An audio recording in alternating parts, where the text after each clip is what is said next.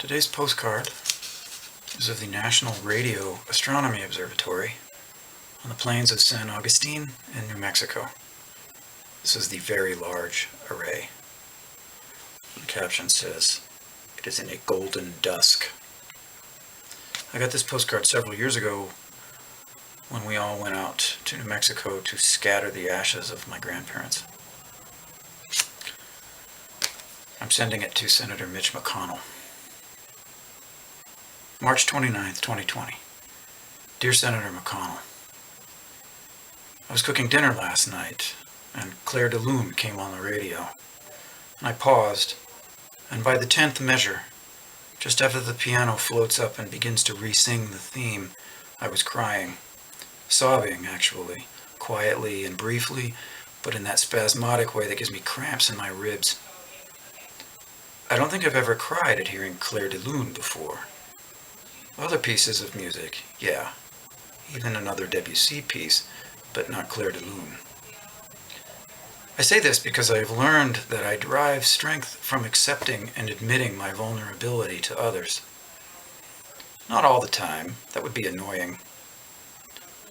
But when it feels appropriate. Is there an art to knowing when it's appropriate to show one's vulnerability to others? As a U.S. Senator, you must know something about that. Or you should. I tell you about my crying in the kitchen while cooking salmon patties and Brussels sprouts on a Sunday night, on this particular Sunday night, because I know that you too are a vulnerable person.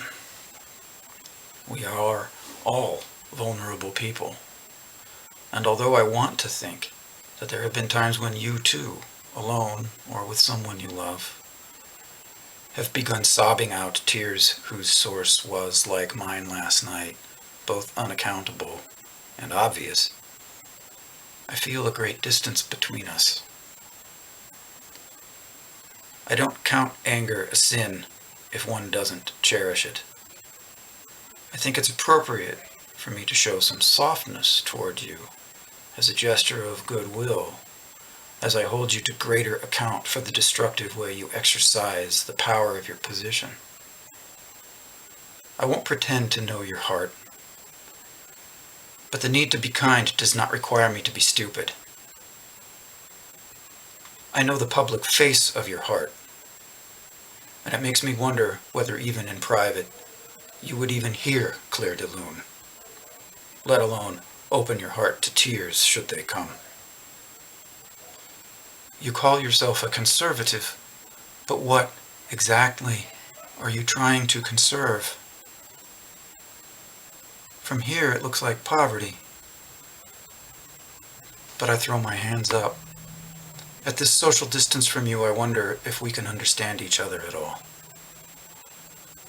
Be well, please. Signed, Alex.